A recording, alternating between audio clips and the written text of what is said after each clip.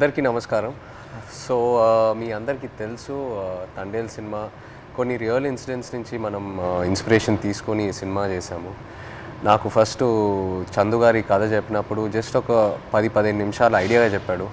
ఆ తర్వాత నేను శ్రీకాకుళంకి వెళ్ళి మత్స్యలేశంకి వెళ్ళి 22 మంది ఎవరైతే ఉన్నారో మత్స్యకారాలు వాళ్ళ నుంచి ఈ ఇన్సిడెంట్స్ బేస్ చేసుకొని సినిమా తీసామో వాళ్ళని వెళ్ళి కలవటం జరిగింది. సో కొంతమంది వాళ్ళు మనతో ఉన్నారు ఇక్కడ, మొన్న ఈవెంట్కి వచ్చారు హైదరాబాద్కి, and I'm happy to have them here. So వాళ్ళతో మాట్లాడి ఇంకా కొన్ని విషయాలు తెలుసుకుందాం. Hello, hi. సో అప్పుడు నాకు మీరు చెప్పింది ఏంటంటే మామూలుగా మీరు శ్రీకాకుళం నుంచి గుజరాత్ వరకు వెళ్ళి గుజరాత్లో అక్కడ బోట్లు తీసుకొని ఒక 9 నెలలు అలా సముద్రంలో అక్కడే ఏట పూర్తి చేసి మళ్ళీ తిరిగి మత్స్యలేశంకి వస్తారని. ఎందుకు గుజరాత్ వరకు ఎందుకు వెళ్తారు? అంటే మామూలుగా గుజరాత్ వరకు ఎందుకు వెళ్తున్నాం అంటే కారణం ఏంటంటే ఇక్కడ మనకి జట్టీలు అందుబాటులో లేవు. ఓకే. అంటే ఇక్కడ ఏటకి వెళ్తుంటే అలలు పెద్ద కెరటాలు ఇరిగేస్తుంటాయి.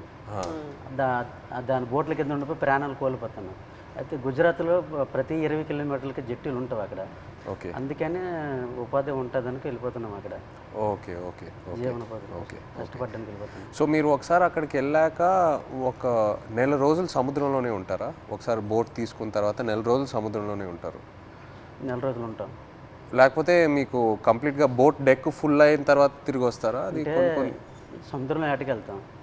చేపలు ఎక్కి పట్టిందంటే 20 రోజులకు వచ్చేస్తుంటాం. అంటే ఐస్ అంటారు కదా, ఐస్ అయిపోయిందంటే వచ్చేస్తాం. ఓకే. చేపలు ఎక్కువ దొరికితే ముందు వచ్చేస్తాం, దొరకలేదంటే అక్కడక్కడ పట్టుకుంటూ నెంబర్లు కొట్టుకుంటూ ఎత్తుకుంటూ పట్టుకుంటాం. కొద్దిగా లేట్ అవుతుంది. చేపలు దొరికేవంటే హ్యాంగ్ వచ్చేస్తుంది చెట్టు. ఓకే. అండ్ మీరు అక్కడ సముద్రంలో ఉన్నప్పుడు సెల్ ఫోన్ కనెక్షను, ఇంటితో మాట్లాడాలనుకున్నా, పిల్లలతో మాట్లాడాలనుకున్నా అలాంటి అవ్వదు. ఏ కనెక్షన్ ఉండదు? అవ్వదు. దగ్గరలో అవ్వద్దు. అంటే గుజరాత్ వేరే వాళ్ళు ఉంది కదా, పోలీసు దగ్గర, దాని నెంబర్ కొడతాం. ఒక 200 కిలోమీటర్లు ఉందనుకో, ఆ స్టీరింగ్ పట్టుకుంటూ వస్తాం. దగ్గరలో ఒక 20-30 కిలోమీటర్లు టవర్ వస్తుంది మాకు. అప్పుడు పైన స్లాబ్ మీదకి వెళ్ళడం, చూడడం, టవర్ రావడం, మాట్లాడడం, ఒక్కొక్కసారి కట్ అయిపోద్ది, 2 ముక్కలు మాట్లాడడం, మళ్ళీ చేయడం, అలా ప్రయత్నిస్తుంటాం. అలాగా. ఓకే. బాగున్నారా? చాలా బాధ. పిల్లలు బాగుంటారా, ఎలా ఉన్నారు, అందరూ బాగుంటారా, అమ్మ నాన్న అన్నాడు. అట్లా ఉన్నప్పుడు అంటే ఎక్కడో చిన్న ఫీలింగ్ తట్టి ఉంటారు. తుఫాన్ అంటారు సడన్గా గుజరాత్కి. ఇలాగా టీవీలో చూస్తాం కదా, గుజరాత్కి తుఫాన్ ఉందని వస్తారు. తుఫాన్ ఎలాగుంటారు, ఎక్కడ ఏడ్ చేస్తారు అనేసి అనుకునేలోపు వీరు అక్కడ ఏది అందుబాటులో ఏ జట్టు ఉంటుంది, గోవా అవని మంగళూరు అవని ఏదో అవని, అక్కడికి వెళ్ళడము. అక్కడ బోట్ యాంకర్ అంటారు కదా, అదేసి అక్కడ ఉంటారనమాట జట్టి. అప్పుడు మాకు కాల్ చేస్తారు. అప్పుడు మాకు ధైర్యంగా ఉంటుంది, ఆ జట్టికి వస్తారు తుఫాను దొరకకంట అనేసి మాకు ధైర్యం ఉంటుంది అనమాట.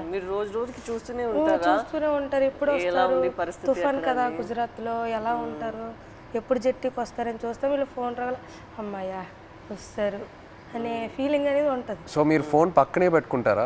ఫోన్ అయితే పక్కనే ఉంటుంది.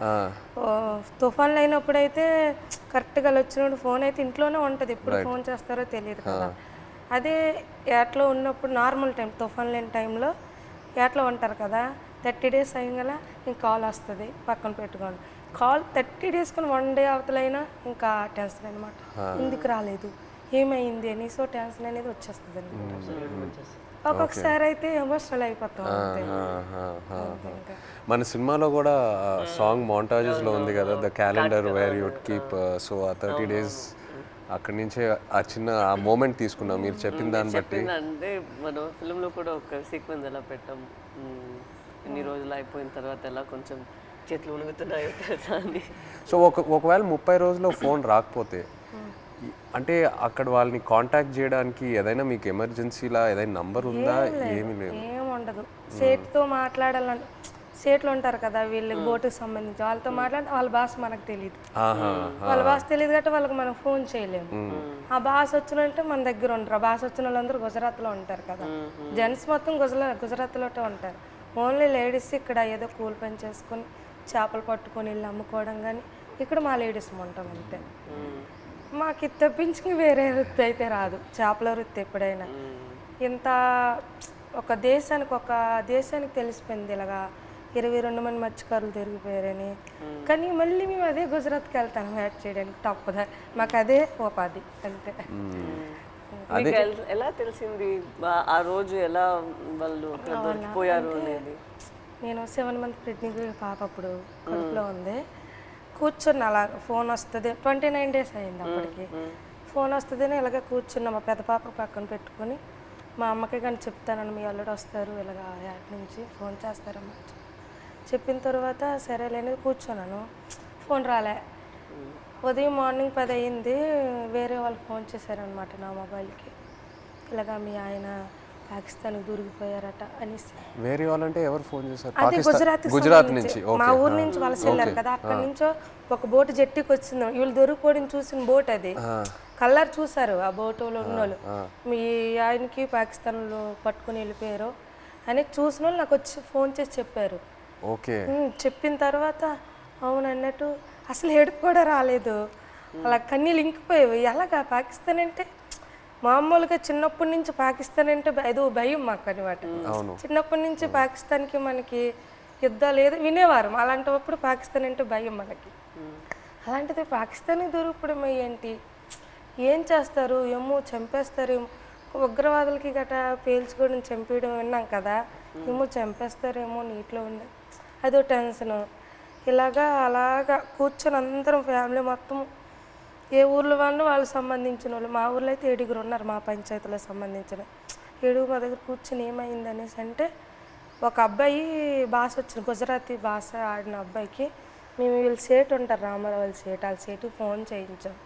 అడగండి ఒకసారి ఏమైంది ఆ సీట్కి అంటే, వాళ్ళు ఫోన్ చేసి అడిగారనమాట ఏమైంది, ఆ పాకిస్తాన్ వాళ్ళు పట్టుకెళ్ళిపోయారంట, ఏమైంది సేట్ అని అడిగితే అతనేమో మా పట్టుకుని వెళ్ళిపోయారు, నీటిలో ఉంచారని చెప్పారు. ఇంకా మాకైతే ఎలాగ వస్తారు అనేసి, ఎలాగ ఆలోచించాలి, ఎక్కడికి వెళ్ళాలి, ఎలాగ తీసుకురావాలి అనేసి ఒక ఎమోషనల్ అయితే మామూలు కాదు. 22 members అంటే చిన్న పిల్లలు, అప్పుడే మ్యారేజ్ అయిన అబ్బాయి అక్కడే ఉన్నాడు, నేను కడుపుతో ఉన్నాను, 2 పిల్లలు, ఒక భర్త దొరికిపోయిన ఆవిడ కూడా ఇంకా ఆ బాధ వేరే, 2 బిడ్డలు ఒక భర్త అంటే ఇంకా ఆ ఎమోషన్ అయితే ఇంకా వేరే. అందరం ఇంకా అంతే, ఏం చేయాలని ఆలోచనతో ఓ 1 month వరకు అలా ఉన్నాం. ఈలోగా న్యూస్ వచ్చి ఇలాగా ప్రసారం చేయడము, మీడియా కొంచెం హెల్ప్ చేసింది. ఓకే. ఓకే. మీరు ఆ పాకిస్తాన్లో ఇంతకుముందు వేరే ఎవరైనా ఇలా పాకిస్తాన్ సైడ్కి వెళ్ళి వాళ్ళు పట్టుకోవటం జరిగిందా, లేకపోతే ఫస్ట్ టైమేనా ఇలా జరగటం? ఓకే. ఓకే. ఇప్పుడు కూడా ఉన్నారు అక్కడ? ఇప్పుడు ఉన్నారో తెలియదు కానీ మీరు అప్పుడు ఉన్నప్పుడు అక్కడ మీరు వెళ్ళి ముందే అరెస్ట్ అయ్యి ముందే ఉన్నారు అక్కడ. తీసుకెళ్ళేటప్పటికి మేము ఏడుస్తున్నాం అక్కడ. ఏడుస్తుంటే వాళ్ళు మాకు బుద్ధిరిస్తుంటారు, పళ్ళకోయండి అదేటి ఇదేటని. వాళ్ళు అన్నారు మాకే 2 సంవత్సరాలు అయింది మేము వెళ్ళట్లేదు అని మరి కొద్దిగా ఏడ్చేస్తున్నాం మేము. వాళ్ళు సంవత్సరంన్నర ఒక్కొక్కరు ఒక్కొక్క కారణం. అంటే ఆధార్ కార్డులు పేర్లు రాంగు, ఒక్కొక్క పేరు అంటే ఒక బోట్లో 9 మంది ఉంటారు, వాళ్ళకి ఏదో అర్జెంట్ పని నుండి వెళ్ళిపోతారు వాళ్ళు. అంటే టిక్ పాస్లో పేరు ఉండాలి, ఎవరు కలాసి వచ్చారనుకో ఆ టిక్ పాస్ ఆఫీస్కి వెళ్ళి పేరు రప్పించుకోవాలి, పలానా రామారావు పలానా రాంబాబు అని. అది ఎవరు వెళ్ళిపోతే వాళ్ళ పేరు ఏం చెప్పేశాడు అక్కడ. మన ఇండియా నుండి హై కమిషనర్ వచ్చేటప్పుడు కొన్ని పేర్లు రాంగ్ చెప్పేస్తారు అలా, దానివల్ల ఆయన ఉండిపోయారంట అక్కడ. ఆయన చెప్పడం మరికొద్దిగా ఏడుపు వచ్చింది మాకు, చాలా బాధ అనిపించింది. ఆ నైట్ భోజనం కూడా మానేసాం, మెల్లిగా అలాగ రోజులు గడిచిన కొద్ది అలాగే ఇదైంది. అక్కడ జైల్లో అంటే మీరు ఏం చేసేవాళ్ళు రోజు? ఏదైనా ఫ్రీడమ్ ఇచ్చేవాళ్ళా, లేకపోతే సెల్లోనే ఉండేవారా, ఏం చేసేవాళ్ళు? అంటే తెల్లారితే వచ్చేవారు కానిస్టేబుల్ పోలీస్ పాకిస్తాన్, లేపి మొక్కలకి నీళ్ళ గంట పోసేవాళ్ళం. ఓకే. తర్వాత గడ్డి గంట తెంపేవాళ్ళం, గడ్డి. తర్వాత గార్డెనింగ్ అని వాళ్ళు పాకిస్తాన్ ఖైదీలతో నీళ్ళు జల్లిస్తారు, వాళ్ళు జల్లిసి కర్రకి గోనకి చుట్టేసి అలాగా అలికినట్టుగా అలా పేసినట్టు చేపిస్తారు. మాకు నీళ్ళు మోయమంటారు మాకు. ఓకే. ఆ నీళ్ళు మోస్తాం, 2 గంటల పని ఉంటుంది, మళ్ళీ లోపల తీసుకెళ్ళి తాళాలు వేసేస్తారు. ఇప్పుడు మీరు ఒకవేళ ఇంట్లో వాళ్ళతో మాట్లాడాలంటే ఉత్తరాల వైపే మీకు కమ్యూనికేషనా, లేకపోతే సెల్ ఫోన్తో? ఫోన్ ఏం లేదు, ఓన్లీ ఉత్తరాల వైపే. అండ్ అది పంపించడానికి ఎంతసేపు పట్టేది? మీరు ఒకసారి రాసిన తర్వాత, ఉత్తరం రాసిన తర్వాత వెళ్ళి మత్స్యలేశం చేరడానికి ఎంత టైం పట్టేది? అంటే మేము దొరికిన తర్వాత వాళ్ళు ఇండియా వాళ్ళు ఉన్నారు దాంట్లో, ఉత్తరాలు కూడా మేము అదే నెల 2 నెలలకి ఒక్కొక్కసారి లేట్ అయితే 3 నెలలు కూడా వస్తుందని చెప్పారు. మేము కూడా లెటర్లో రాసాం ఇలా అనుకోండి అంటే అట్లా ఏట పూర్తి అయిపోయింది, అదే రోజు తెల్లారిసరికి వచ్చేలాంటి టైంకి అనుకోకుండా దొరికిపోయాం, ఇలా జరిగింది. ఒక పక్క బాధగుండా లోపల దిగుమింగుకొని మీరు శుభ్రంగా ఉండండి అని వాళ్ళకి చెప్పాం. అప్పుడు ఇప్పుడు ప్రెగ్నెంట్ అప్పుడు అవును అదే ఏట రావాలనుకుంటాను ఊరి నేను ఇంకా వచ్చి రావాలనుకుంటా ఇంకా దొరికిపోయింది.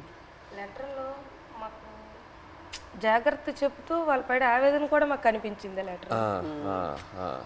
జాగ్రత్తగా ఉండండి, ఇక్కడ మాకేం పర్వాలేదు కానీ వెళ్ళి పోరాటం చేయండి. అంటే అక్కడ ఏంటంటే జాగ్రత్తగా ఉండండి, వెళ్ళి పోరాటం చేయమంటే మాకు ధైర్యం చెప్తూ వాళ్ళకి బయటికి తీసుకురావడానికి పోరాటం చేయండి అని ఒక ఆవేదన అనేది కనిపించేది మాకైతే. ప్రెగ్నెన్సీ కదా అయినా సరే ధైర్యం చేసి వెళ్ళేదాన్ని. ఎక్కడ పొలిటీషియన్ మీటింగ్లు ఉన్నా సరే వెళ్ళేది. ఏమో సింపతి ఉంటుందేమో, అరే ప్రెగ్నెన్సీ కదా, లేడీ కదా, పాపం వాళ్ళ హస్బెండ్ దొరికిపోయారు అనేసి ఒక సింపతి ఉంటుందని ధైర్యం చేసి వెళ్ళిపోయేదాన్ని. ఓహో మీరు వెళ్ళిపోయారు. నేను వెళ్ళిపోయేదాన్ని. తను ఆల్ ద పొలిటికల్ మీటింగ్స్ అన్ని దగ్గరికి వెళ్ళిపోయేదాన్ని. అందరూ మీ హస్బెండా, కడుపుతో ఉన్నావా, అయ్యో పాపం అనేవారు. ఏమో సింపతి ఉంటుంది కదా సార్, అంటే వీళ్ళకి అక్కడికి తీసుకెళ్దాం, ఢిల్లీ వరకైనా తీసుకెళ్దాం అంటే సింపతి ఉంటుందేమో అనేసి నేను గర్భవతితో ఉన్నప్పుడు కూడా వెళ్ళేదాన్ని. 9 months వరకు నేను డెలివరీ ముందు వరకు కూడా నేను పోరాటం చేశాను వాళ్ళు రావాలని. సో మీరు అక్కడ ఆంధ్రాలో తిరిగారు, ఇలా పొలిటికల్ మీటింగ్స్ ఏదైనా ఉంటే ఆ తర్వాత గుజరాత్ వరకు కూడా వెళ్ళారు కదా? ఢిల్లీ వరకు వెళ్ళారు. గుజరాత్కి వెళ్ళా, స్టేట్ దగ్గర ఢిల్లీ వరకు వెళ్ళారు. స్టేట్లకి ఫోన్ల వరకే, గుజరాత్ వెళ్ళలేదు. డెలివరీ అయిపోయిన తర్వాత 20 days పాపకి, 20 days పాపకి ఇంటి దగ్గర వదిలేసి దాన్ని ఢిల్లీ వెళ్ళాం. ఢిల్లీ వెళ్ళిన తర్వాత అంటే అందరూ అనేవారు, ఇతను కూడా లెటర్లో రాశారు ఢిల్లీ వెళ్ళండి, ఢిల్లీ వెళ్తే మనకి వచ్చే అవకాశాలు ఉన్నాయని ఇతను లెటర్లో రాసేవారు అనమాట రామారావు గారు. సరేలే ఢిల్లీ కొంచెం అది పేద పరిస్థితి కదా సార్, ఢిల్లీ అంటే మాకు తెలియదు, భాష తెలియదు, ఎలాగెళ్ళాలో తెలియదు. అలాగ ఉన్నప్పుడు కొంతమంది అదే పొలిటీషియన్ వచ్చి ఇలాగ రండి, అక్కడ మీకు పని జరుగుతుంది, ఏం అవ్వదు, గైడ్ చేయడానికి ఒక అతను వచ్చి వెళ్ళండి అంటే సరేలే ఇంత పోరాటం చేస్తే ఇదే చేయలేము అనేసి ధైర్యం చేసి వెళ్ళాం ఢిల్లీ. ఢిల్లీ వెళ్ళిన తర్వాత అక్కడే ఢిల్లీ వెళ్ళిన తర్వాతే వీళ్ళు బయటకు వచ్చారు. అంతవరకు ఆ 14 నెలలు అక్కడే ఉన్నారు. అతను అంబాసిడర్తో అక్కడ అంబాసిడర్తో మాట్లాడడం కానీ ఉన్నారనడం కానీ. మెయిన్ మాకు బాధ కలిగించింది ఏంటంటే పుల్వామా దాడి. ఆ దాడి ఇలాగ మార్నింగ్ ఇలాగ టీవీ వేసాను, ఇలాగ మన ఇండియన్ ఆర్మీకి ఇలాగ ఉగ్రవాదులు చంపేశారు, ఆత్మహత్య దాడి అయిందని తర్వాత అవునా ఎందుకు అనేసి వీళ్ళకి ఏం చేస్తారని ఇదో బాధ. మళ్ళీ అక్కడ మరి ఇండియన్స్ ఉన్నారు కదా సార్, ఏం చేస్తారని బాధలు ఉన్నప్పటికీ లెటర్స్ ఆగిపోయి 3 months. వచ్చిన లెటర్స్ బాగానే వచ్చి పుల్వామా దాడికి ముందు లెటర్స్ కంటిన్యూ అయ్యాయి. మేము పంపించింది అతనికి వెళ్ళేది, అతను పంపించింది మాకు వచ్చేది. కానీ పుల్వామా దాడి తర్వాత స్టాప్ అయిపోయింది. 3 months వరకు ఒక్క లెటర్ రాలే. ఇంకా మాకు ఇంకా టెన్షన్ ఇంకా ఎక్కువైపోయింది, అదో బాధ అనేసి ఇలాగా మరి ఇంకా లేదు ఉండొద్దు ఎక్కడ ఢిల్లీ వెళ్ళిపోతాం అనుకుని అందరం 22 ఉమెన్స్ అందరూ ఇంకా లేదు పదండి అనేసి 22 మంది వెళ్ళిపోదాం, లేదు ఇంత మా ఓన్ డబ్బులు అనుకొని పదండి అనేసి ముందడుగు వేస్తాం అంతే. ముందడుగు వేసుకొని వెళ్ళిపోయాం అంతే. వచ్చిందో రాందో వెళ్ళాం.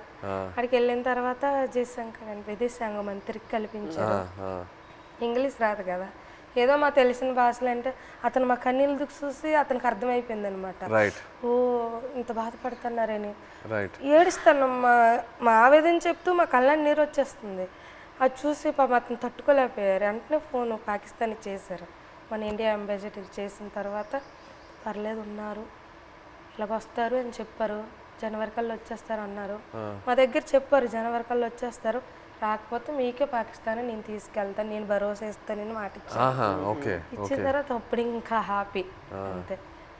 అతను అన్నట్టు జనవరి కల్లా మాకు ఫస్ట్ కల్లా అక్కడి నుంచి లిస్ట్ వస్తుంది అనమాట. గనగల రామారావుకి వాళ్ళ భాష వేరే కదా సార్, గనగల రామ గుణగల్ల రామారావు, కేసుమర్రికి కసమర్రయ్య అన్నట్టు పేరు ఓహో మీ పేరు కరెక్ట్గా వేయలేదా? లేదు సార్, ఆ లిస్ట్ కూడా రాంగ్ వచ్చింది అనమాట. గనగల రామారావుకి గంగల్ రామారావు. సో మీరు కన్ఫ్యూజ్ అయిపోయారా ఎవరు అక్కడ ఎవరు ఉన్నారు ఏంటి?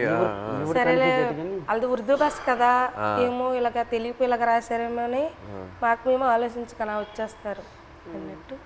మీకు ఆ టైంలో ఎలా అనిపించింది? సడన్ గా భయం వేసింది. పేరు డిఫరెంట్గా ఉన్నప్పుడు 22 మందిలో 21 మంది వెళ్ళిపోయి నన్ను వదిలేస్తారేటని ఒక ఇది, వీళ్ళు కావాలని వాళ్ళకి రాస్తారేటో చెప్పలేం. పాకిస్తాన్ ఓన్లీ మీ పేరే తప్పేశారా? అందరివి ఉన్నాయి, ఓకే, అందరివి అందరివి ఏదో ఒక కొంతమంది అక్కడక్కడ పేరు గనగల రామారావుకి గంగల్ రామారావు వచ్చింది. గంగల్ రామారావు వస్తే మరి పేరు డిఫరెంట్ అయితే ఖచ్చితంగా వదిలేస్తారని అందరూ ఇండియా వాళ్ళు అంటుంటారు, ఇంతకుముందు ఉన్నవాళ్ళు పాత వాళ్ళు. నాకైతే రాత్రి ఇద్దరు రాలేదు. 22 మందిలో 22 నా పేరు రాకపోతే నాకు వదిలేస్తే నాకు నిద్ర పట్టట్లేదు, తినాలనిపించట్లేదు. అప్పటికే 14-15 నెలలు అయిపోయింది, సంవత్సరం దాటిపోయింది. అప్పటికి ఇలాగ అయిపోయాను, సన్నగా అయిపోయాను. వాళ్ళు ఏదో చపాతీలో అంటే ఏదో కలుపుతారంట అక్కడ జైల్లో, అదేదో మనకి ఏదో బరువు మోయాలని మోయలేమంట, ఆవేశం వచ్చేస్తుందంట. వాళ్ళు చెప్పిన మాటలే అప్పటికే సన్నగా అయిపోయాను. తర్వాత నోటంటే కూడా బ్లడ్ వచ్చేస్తుంది. ఏమంటే టెస్టులు చేస్తే వేడి వల్ల అన్నారు, ప్రాబ్లం లేదంటే కొద్దిగా ఆపేయకుండా ఉన్నారు. అలాంటి చాలా భయం వేసేది. అలాగే లాస్ట్గా పుల్వామా టైంలో మీరు అక్కడ ఒక కన్ఫ్యూషన్ లాగా ఏమైనా అయిపోయిందా మీకు? అయిపోయింది మరి. ఏదో వేరే సెల్లో పెట్టేవారంట అక్కడ, ఏదైనా బయట ప్రమాదం ఏదైనా జరిగితే. అంటే బీహార్ జైల్లో ఒక పాకిస్తాన్ ఖైదీకి ఇండియా వాడు చంపేశారని తెలిసింది మాకు. అక్కడ జైల్లో టీవీ ఉంది మాకు చూస్తుండగా. చంపేస్తే మాకు తెలీదు, మాకు 4 రూమ్ల వాళ్ళందరికీ ఒక్క రూమ్లో బంధించేస్తుంటారు. బ్యాగులకి నైన్గా పట్టుకొని ఒక రూమ్లో తీసుకెళ్ళి ఇంకోటి బాంబే చేస్తారు, మనం చంపేస్తారని అంటాడు ఇంకొకడు. చాలా భయం వేసేస్తుంది. అప్పుడు ఇంకో అందులో కానిస్టేబుల్ ఉంటారు కదా కొందరు పాకిస్తాన్ వాళ్ళు, ఆయన లేదు అక్కడ మీ ఇండియా కూడా మా పాకిస్తాన్ ఖైదీ చంపేశాడు కదా, ఇక్కడ మీ వాళ్ళకి ఏం జరగకంటే మీరు అందరికీ ఒక రూమ్లో పెడతాను, మీరు జడవద్దని చెప్పాడు. అప్పుడు కొద్దిగా ఊపిరి పీల్చుకున్నాం. అలా జరిగింది. అండ్ మీకు జైల్లో ఇప్పుడు డబ్బుల్లా ఇప్పుడు ఈ ఉత్తరాలు పంపించడానికి ఆ అమౌంట్ ఎలా మీకు వచ్చేది? పెన్నుల మీద పేర్లు చేస్తాను నేను, ఒక్కొక్కరు ఒక్కొక్క పని నేర్చుకున్నాం. నాకైతే 2 వారాలు పట్టింది టైం. ఓకే, ఇప్పుడు నాకు చైతన్య పెన్ను ఉంటుంది, పైన దారంతో నాకు చైతన్య పేరు వచ్చేస్తుంది. కింద సాయిపల్లి అంటే ఒక పెన్ను మీద 2 పేర్లు రాస్తే 2 పేర్లకు 200 ఇస్తారు. ఒక పేరు అయితే 100 రూపాయలు ఇస్తారు. అలాగే రోజుకి 5-6 పెన్నులు అలా చేసేవాడిని. ఆ పెన్నులు వాళ్ళకి ఇస్తే ఖైదీ లేట్ చేస్తారు, వాళ్ళకి బెయిల్ మీద వెళ్తారు కదా కోర్టుకి, వాళ్ళ ఫ్యామిలీకి ఇస్తారు కదా. ఆ డబ్బులతో మేము ఏంటంటే అప్పుడప్పుడు ఏదో గుడ్లు తెచ్చుకుంటూ కానీ మాంసం కానీ తినడం కానీ, 22 మందికి మరి మెయిన్ లీడర్ని కదా, వాళ్ళ గెడ్డలకు కానీ వాళ్ళ రింకిలకు కానీ బిస్కెట్లకు కానీ ముసలి వాళ్ళకి తెలియదు కదా, వాళ్ళకి డబ్బులు ఇచ్చేవాడిని గెడ్డలకి. సో ఒక్కో ఉత్తరం పంపించడానికి ఎంత ఎంత అయ్యేది మీకు? అంటే ఒక 200-300-500 అంటే మా డబ్బులు ఉండవని తెలిసి ఏవో ఖర్చులు మట్టుకు పనులు చేస్తుంటాం. వాళ్ళకి ఇచ్చి అలాగే. నేను ఎన్ని పేజీలు రాయొచ్చు ఒకసారి? ఎన్ని పేజీలు పంపించచ్చు ఉత్తరం? అంటే వైట్ పేపర్ మీద రాసి లోపల కవర్లో పెడతాం మేము. మినిమం రెండు పేపర్లు 22 మంది 2 పేపర్లో రాసి పంపించాలి. అంటే ఒక్కో ఇద్దరేసిది ఒక్కో ఉత్తరం ఉంటుంది. 22 మంది ఎవరిదా ఇద్దరు జాయింట్ పడేవాళ్ళం. ఓకే, ఇంకా డబ్బులు లేనప్పుడు సర్దుకుండేవాళ్ళం. అలాగే ఇటు పెట్టి అలాగే అడ్జస్ట్మెంట్ అయ్యేవాళ్ళం. మీరు ఒక్కొక్కరికి ఈ ట్రిప్ అయితే నువ్వు లెటర్ పంపిస్తే నెక్స్ట్ ట్రిప్ నేను పంపుతాను. ఓకే, మళ్ళీ మాకు కాంప్రమైజ్ అయ్యి అడ్జస్ట్ చేసుకునేవాళ్ళం. Okay okay. అండ్ మీ పాప ఫోటో ఫస్ట్ టైం ఎలా చూసారు అక్కడ? అంటే పేపర్లో కటింగ్ చేసి ఉత్తరాలు పెట్టేసి పంపించారు ఆవిడ. అంటే అక్కడ ఏమేం జరుగుతుందనా ఊర్లో? ఓకే, పెట్టారు. పెట్టేసి పంపించేదాన్ని. అది చూసి అందులో చూసారు పాప. మీరు కావాలని అలా ఫోటో పెట్టారా? అంటే ఫోటో కావాలనే కాదు, చూడు ఇలాగ ధర్నా చేస్తున్నాం, మీరు భయపడకండి, ధైర్యంగా ఉండండి, మీకు తీసుకొచ్చే బాధ్యత మాదనేసి ఒక ధైర్యం చెబుతూ ఒక లెటర్ రాసేవారు. ఇక్కడ మేము భయపడే వాళ్ళకి భయపెట్టిస్తే వాళ్ళు ఇంకా భయపెట్టేస్తారు కదా అనేసి ఒక పోరాటం చేస్తాను, మీరు జడకండి ధర్నాలు చేస్తాను అనుకుని పాప ఫోటో కట్ చేసి పెట్టేసి పంపించారు. జైల్లో అయితే చాలా బాధ. అంటే ఆ పాకిస్తాన్ ఖైదీలకి పడుకుని పెట్టి చెట్ట పైకి ఎత్తేసి పట్టుకొని పెద్ద బెల్ట్ ఉంటుంది, ఇలాగ బాధేసేవారు. అమ్మో సత్యం బావో సత్యం అంటే మేమేంటి మనకి అలాగ కొట్టేస్తారని మేము జడిసిపోయాం. ఈ చెట్ట పైకి ఎత్తేసేవారు, చేయలు సాపేసేవారు. కింద పడుకుని పెద్ద బెల్ట్ ఉంటుంది, కర్ర పట్టుకొని ఇలా తిడ్డ ఉంటుంది అలా ఉంటుంది. ఆ బెల్ట్లో అలా కొడుతూ అమ్మో సత్యం 10 దెబ్బలు అంటే అలాంటివి. మనకి ఇండియా వాళ్ళు కూడా అలాగే కొడతాను జడిసిపోయాం. ఫస్ట్లో మేము వెళ్ళేటప్పటికి మొక్కలకి నీళ్ళు పోస్తుంటాం కదా, ఆ పక్కన వాళ్ళకి అది ఏం చేసాడో మనకు తెలీదు. అలా కొడుతుంటే అలాగే మనకి కూడా కొట్టేస్తారని భయం వేస్తుంది ఫస్ట్లో. వాళ్ళు అన్నారు మీకు ఇలాగ కొట్టరు, మీరు ఇంకా ఒకసారి 2 సార్లు తప్పులు చేస్తే మీకు కొడతారు. తప్పులు అంటే జైల్లో కానీ మా 22 మందిలో కానీ, ఇంకా గుజరాత్లో ఉన్నారు ఇండియా వాళ్ళు కదా, ఏ బాత్రూమ్ దగ్గర కానీ బట్టలు ఉతుక్కున్నప్పుడు కానీ మనలో మనం కొట్టుకుంటే ఒకసారి కుదిరేసి రెండోసారికి గడికి ఒక మనిషి 3 తప్పులు చేస్తే మీకు కూడా అలాగే పడుతుంది అంటే అప్పటి నుంచి గొడవలు కూడా అదే బాత్రూమ్ దగ్గర అలాగే అడ్జస్ట్మెంట్ అయిపోవాలి మేము. అలాగే అలా కొట్టేస్తారు రిటర్న్.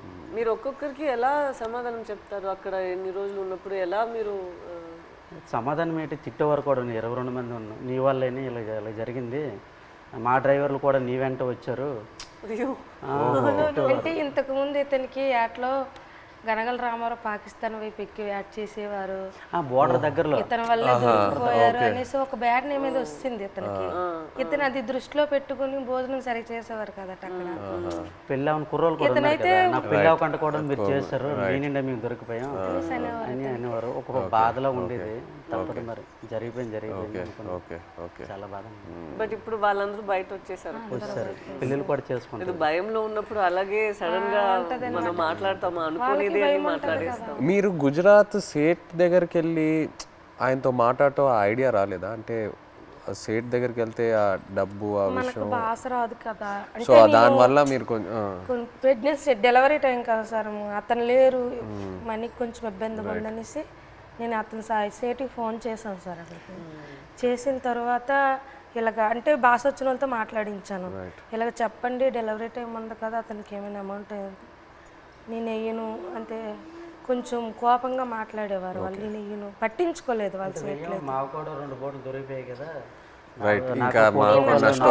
నేను ఎందుకు మీకు వేయాలన్నట్టు ఆయన అన్నారు.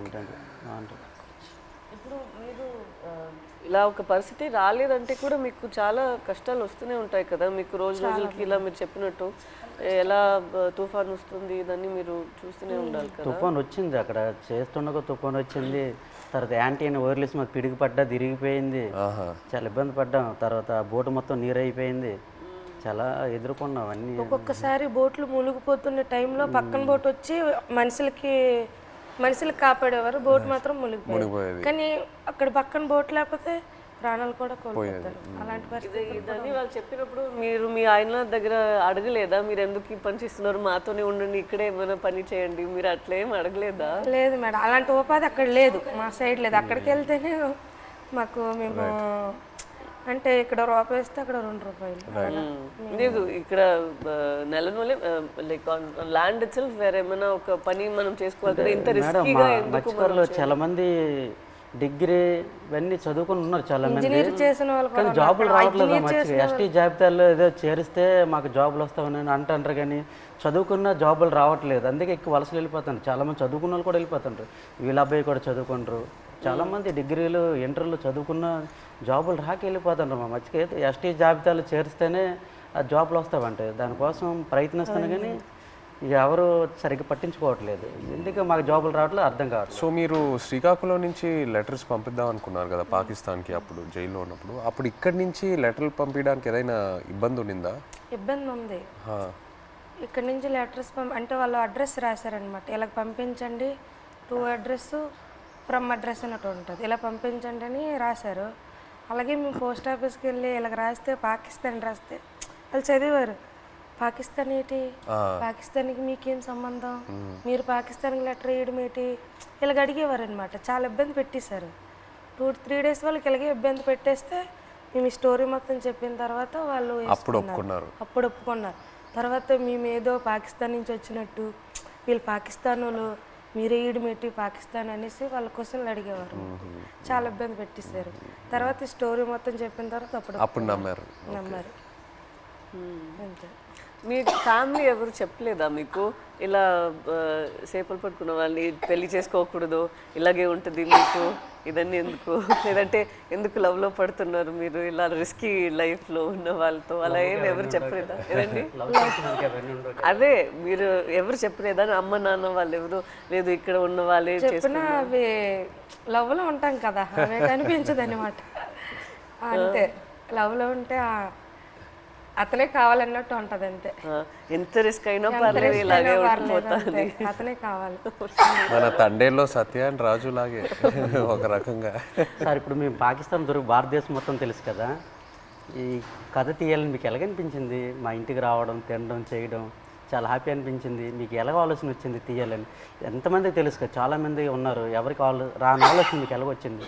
లేదు, చాలా అంటే ఫస్ట్ నాకు చందు ఈ కథ చెప్పిన తర్వాత కార్తిక్ వచ్చి నాకు ఈ ఐడియా చెప్పాడు. ఆ తర్వాత చందు నాకు నేను సినిమాలో ఇలా ఇలా ఒక స్క్రీన్ ప్లే ఇలా తీద్దాం అనుకున్నాను చెప్పిన తర్వాత బాగా ఎక్సైట్ అయ్యా. వెంటనే మనం శ్రీకాకుళంకి వెళ్ళి మత్స్యలేశంకి వెళ్ళి అందరినీ కలుద్దాము, అక్కడ వాళ్ళని కలిస్తే నాకు ఇంకా మంచి ఐడియాస్ వస్తాయని చెప్పి అక్కడ వచ్చి మీతో ఆ రోజు స్పెండ్ చేయడం జరిగింది.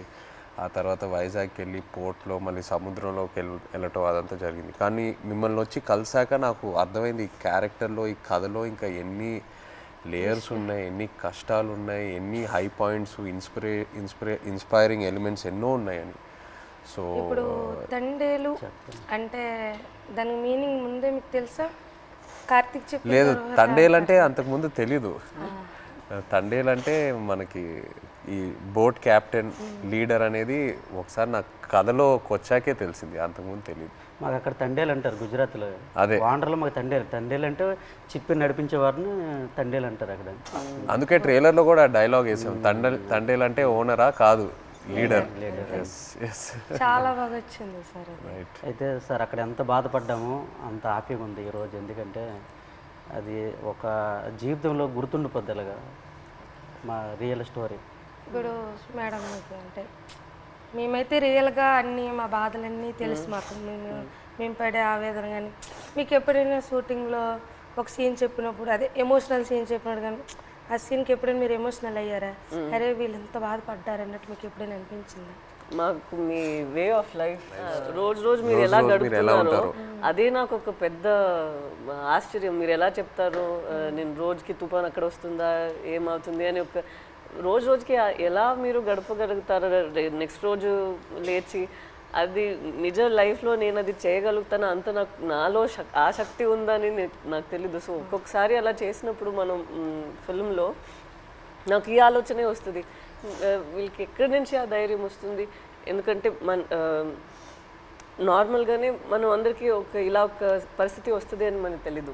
అక్కడ అలా ఉన్నప్పుడు మనం ఎక్కడ వెళ్ళాలి, ఎక్కడి నుంచి షురూ చేయాలి, అక్కడి దాకా వెళ్ళాలి, వాళ్ళని ఎలా బయట తీసుకురావాలి అనేది ఒక పెద్ద మనమే మన లోపల చెప్పాలి, లేదు ఇది అయిపోతుంది మన అలా ఈ థాట్ని వదలకూడదు మధ్యలో. సో అది మీరు అందరూ ఎలా చేశారు అని ఆ థాటే నాకు ఉంది. నాకేం కష్టం అనిపించట్లేదు, బట్ మీరందరూ ఎంత కష్టం తీసుకున్నారో అదే నాకు ఆశ్చర్యం ఇచ్చింది అంతే. ఏ సీన్కి ఎమోషనల్ అయ్యారా మీరు? సీన్ చెప్తారు కదా ఎలాగ ఉంటుంది moments, and a dialogue emotional అయ్యారా చెప్పేటప్పుడు అనేసి? మనం కొన్ని విషయాల్లో మీరు చెప్తున్న దాంట్లో నుంచి తీసుకున్నాము, కొన్ని విషయాల్లో మనమే ఒక డ్రామా లాగా తీసాము. సో ఆ డ్రామాలో ఎక్కడ నేను లేని సీన్స్ కొన్ని ఉన్నాయా, అక్కడ నాకు చాలా బాధ అనిపించింది. నా సీన్స్ ఏముందో అది వేరొక డ్రామాలో వెళ్తుంది, బట్ నిజంగానే ఒక రోజుకి ఎలా వాళ్ళు ఏం జీవిస్తున్నారో కొన్ని క్యారెక్టర్స్ ఉన్నారు, వాళ్ళకి జరిగిన పని వాళ్ళు చెప్తున్న మాటలన్నీ విన్నప్పుడు నాకు అప్పుడు బాధ అనిపించింది. నాది కన్నా వాళ్ళది నేను విని చాలా బాధపడ్డాను. మీరు ఢిల్లీ వెళ్ళటం ఆ ఎపిసోడ్స్ మీరు నాకు శ్రీకాకుళంలో చెప్పినప్పుడు బాగా ఎమోషనల్గా అనిపించినాయి. మీరు ఢిల్లీకి వెళ్ళి ఎలా పోరాడారో అక్కడ. అండ్ అది కాకుండా ఇంకోటి నాకు చెప్పారు, సముద్రంలో ఉన్నప్పుడు ఒక పెద్ద షిప్ వచ్చి మీది ఒక చిన్న బోట్ అలా కొట్టుకొని అలా వెళ్ళిపోయింది కదా, అది చెప్పినప్పుడు నాకు నిజంగా చాలా ఆశ్చర్యంగా అనిపించింది. కొట్టుకొని పోయి అసలు ఆగలేదు కదా, కొట్టుకొని అలా వెళ్ళిపోయారు కదా. పెద్దది కదా. అందరూ like community so United, and I think మీలో ఉన్న శక్తి మీరందరూ కలిసి ఒకేలాగా ఉన్నారు కదా. లైక్ వన్ ఫ్యామిలీ, ఒక ఫ్యామిలీ అర్థమైంది, బట్ మీరు అందరి ఒకే ఫ్యామిలీ కదా. సో ఒక్కరికి ఇది జరిగిందంటే అందరికి అది జరిగినట్టే. ఏ ఫ్యామిలీకి అలా జరగకూడదు. మా ఫ్యామిలీలో ఒకేసారి దొరికిపోవడం అంటే చాలా బాధాకర విషయం. నేను డ్రైవర్ మెయిన్ తండ్రి కనుక ఆ లైన్కి బోట్ అప్ చెప్పినట్టు మా బావగారు, తర్వాత మా ఎర్రీకి బామ్మరిదే అంటే అన్నయ్య, నేను బోట్ ఆఫ్ చెప్పాను. ఈ బోట్ ఆఫ్ చెప్పిన ఓనర్లు అంతా నా వెనక పంపించారు. ఈ రామారావు ఎక్కి చేపలు పడతాడు, ఈ నేతను వెనకెతలు వెళ్ళండి చేపలు ఎక్కి దొరికితే అనుకుని నాకు వెనకాల పంపించడం, దొరికిపోవడం చాలా బాధాకరం అనిపిస్తుంది. ఇలా జరుగుతుంది అనుకోలేదు. సో లాస్ట్ క్వశ్చన్ అంటే తండేల్ 2 ఉందా? మీరు ఆ రోజు ఈవెంట్లో ఏదో జోక్ వేశారు కదా, చెప్పండి. ఇంకోసారి పాకిస్తాన్కి దొరకాలి, అప్పుడు స్టోరీ రాస్తాను. అంటే ఒక కోరిక తండేల్ 2 ఉంటే ఖచ్చితంగా ఒక తమ్ముడుగా యాక్టింగ్ చేయాలని కోరిక. Okay right. కోరిక మటుకు నెరవేర్చాలి. అయితే పాకిస్తాన్కి దొరకకుండా దొరకకు ఈసారి మీరు ఇంకా ఢిల్లీ అంతా వెళ్ళరా? తిరిగే శక్తి లేదు బోల్డ్ కథ ఉంది. ఇంకా అక్కడ వచ్చేసరికి ఇంకా ఇక్కడ ట్రావెల్ పడ్డాం. ఇప్పుడు రైటర్ ఒక సంవత్సరం పాటు మేము వెనకాల ట్రావెల్, ప్రతిదీ తిన్నా ఏం చేశారు ఏమిటి అనేది ఒక సంవత్సరం పాటు ఫోన్ కాల్. అదే ఇక్కడ పాకిస్తాన్ వచ్చేసరికి ఇక్కడ అప్పటికి 7 సంవత్సరాలు అవుతుంది. ఇప్పుడు చాలా ఉన్నాయి కదా, ఇంకా ఇక్కడ తండేల్ 2లో కూడా ఇంకా బోల్డ్ కథ ఉంటుంది. కానీ ఈసారి ఫైట్ చేయాలంటున్నారు కదా మీరు వెళ్ళి అక్కడ నుండి ఇక్కడికి వచ్చేసరికి నేనేం చేశాను ఇంకా బోల్డ్ అని ఇంకా స్టోరీ ఉంది. ఇంకా ఖచ్చితంగా ఇది చెప్పండి మాకు. జీవితంలో ఇది గుర్తుండిపోతుంది. నచ్చిన విషయం ఏంటంటే సార్ మీరు ఉన్నారు కదా, ఆ డ్రెస్సింగ్ స్టైల్ కానీ ఎప్పుడు మీకు ఏ సినిమాలో అలా చూడలేదు. ఆ చినిగిపోయిన షర్ట్ కానీ ఆ డ్రెస్సింగ్ స్టైల్ కానీ అనకాపల్లిలో ఒక షూటింగ్ ఉంది కదా, అక్కడికి వచ్చాము. అక్కడ చూసి నేను షాక్ అయిపోయాను. అదే ఏ సినిమాలో చూడలే అసలు. అలా ఇమిడిపోయారు సార్ మీరైతే.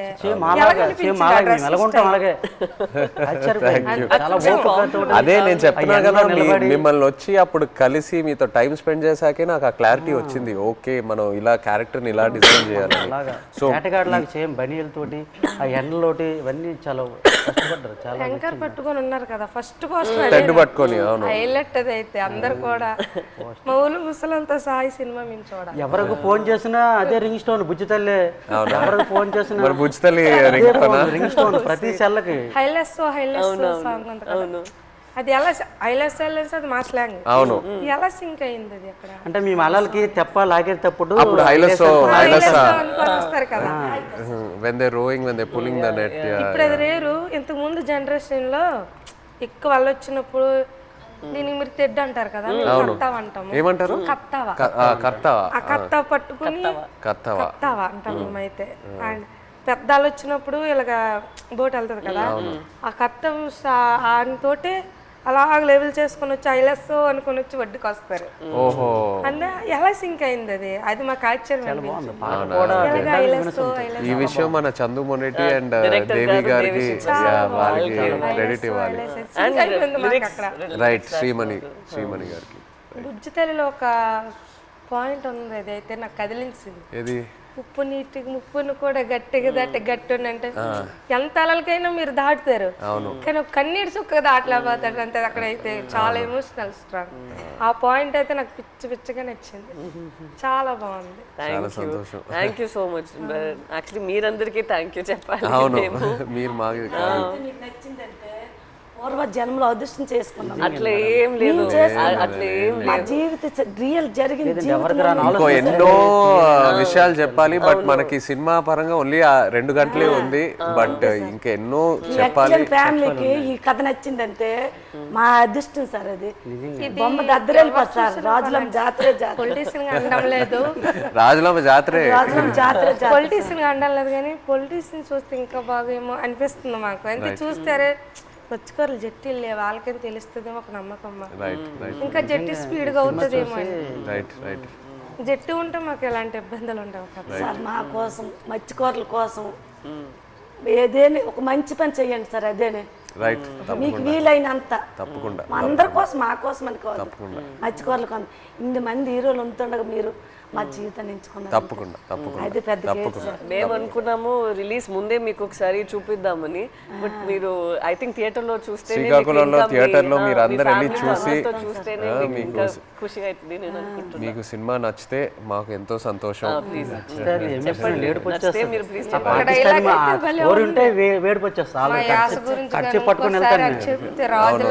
అది మిమ్మల్ని మైండ్ లో పెట్టుకొని చేస్తాం. అవునా?